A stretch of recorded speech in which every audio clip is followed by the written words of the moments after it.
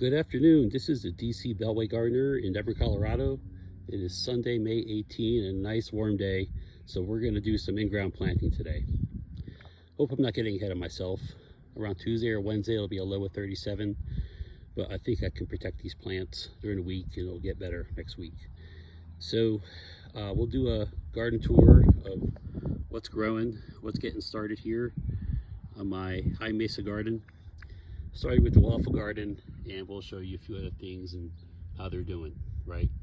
That's not doing very well over there. I'll cover it. Okay, so first of all, this is my waffle garden site. Theory is you dig indentations, you put the zucchini along with corn, beans, and squash around. So there we go. I've got some rattlesnake beans, I got some black sunflower, and some bantam corn. So after quite a bit of weeding project over the last 2 days, I made a little bit of a dent, and I still have a lot more to prepare. This is leftover dirt from my patio project, but I can weed it and I can improve it with a bit of compost, raised garden soil, like I did over here. This is taking me about all day though. So I have 4 varieties of squash here. I got a Supalo Trunco, will be kind of a round zucchini. There's a Black Beauty, 2 of them. A black zucchini and a dark green zucchini. After planting those, I just created some spots. As you can see, I went corn, beans, sunflower, all the way around with these varieties right here. So I'm almost done here for the day. I'm gonna go ahead and give it some fish emulsion just to get started. Nutrients will be available right away for the zucchini. Put some mulch on it and then cover it with some hoops, and I have a water permeable screen cover. So maybe a bit of a pest deterrent, and also it'll protect against that 37-degree night that's coming up. All right, meanwhile, what's growing? I'll get my tomato bags filled up. Next weekend's project will be getting some tomatoes out here. This is my other tomato planter. I started some radishes. Got a lot of grass coming up from the hay, but you can see the radishes that are started. Using square foot method, I put the radishes on the border, which is not really the method, but I want to use all the space I can. And so I will have a border of carrots and radishes. The carrots are under the radish, and so the radish will keep the dirt from crusting over the top and the carrot from not coming up, and we get radishes. Then I'll go ahead and put 1 tomato or tomatillo per square foot. That's my plan. So I have 16 YouTube math here and a few other bags here. You could add it up. Put some tomatoes in. I've got my potato bags laid out. I haven't prepared my potatoes yet. I prefer them in bags because look at all the potatoes I left behind last year without even knowing. I tried to dig them all out and I missed some, but I have some potatoes coming up. I have beets here. I haven't seen any beets yet. I have some garlic around the rim. I hope I wrote down a type somewhere what those are, doing really well. I have more potatoes over here. So if I put them in the bags, I could just dump them out and keep going compared to what I did over there. Anyhow, but the theory was this was going to be root vegetables anyway. So come on, parsnips, carrots, and beets. That's the name is escaping me. Rhubarb. Planted it in the fall last year. It came right back up. I feed it with fish emulsion now and then. Seems to be pretty happy, and I've got my daisies coming back here. A lot of grass and weeds though. I got to work on it. And over here, these will be my pepper pots eventually. I have some peppers on the grow light right now, not ready to come out.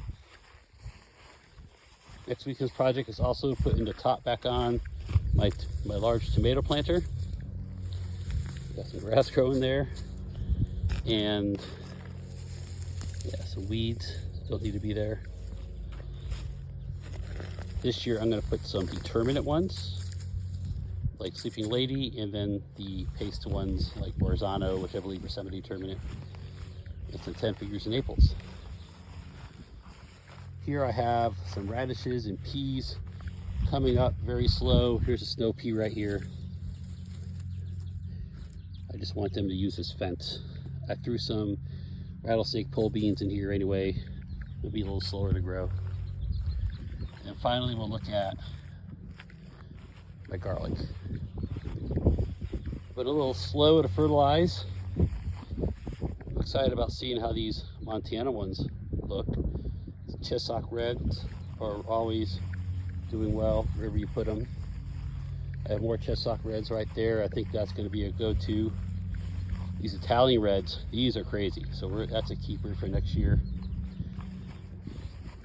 Then this box over here, I got some Posky Purple on the right, Purple Dugansky on the left. I think those look pretty prolific. I don't know why they're not coming up in the middle. Maybe I need to dethatch some of that hay right there and use it somewhere else.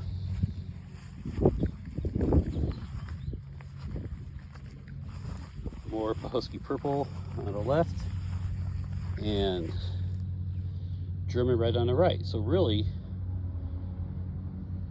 all of these are doing pretty well except for the Montanas, but those seem to be kind of a specialty. We'll see what happens. Okay, now we're going to go look at my riddle at cold frames.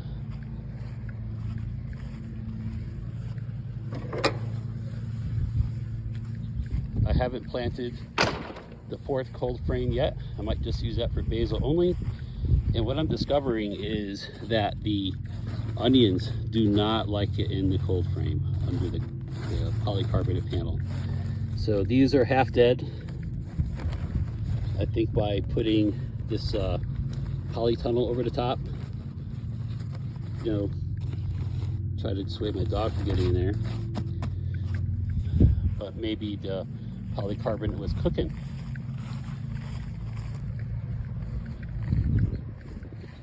My plants, because you come up here and I'll show you what happened in my first box. Is you see all those onion bodies and shallot bodies? I'll pull them out and put something else in their spots. That's why they're hanging out, but they are not doing so well. And the chard is not really taking off. Maybe I need to put the polytunnel over this instead of polycarbonate. Now it's getting warmer. So I did put lettuce in there the other week because lettuce is doing really well. So jury says put lettuce in cold frames, maybe not. Kale, chard. Oh my God, there's a weed. We're gonna get that. So, all right. And finally, I'll just show you the last part of my setup.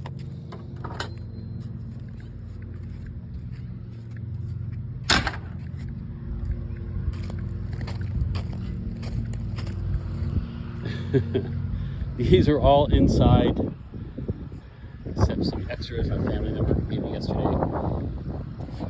But all my tomatoes, and onions, and zucchini are getting exposed to wind, the sun.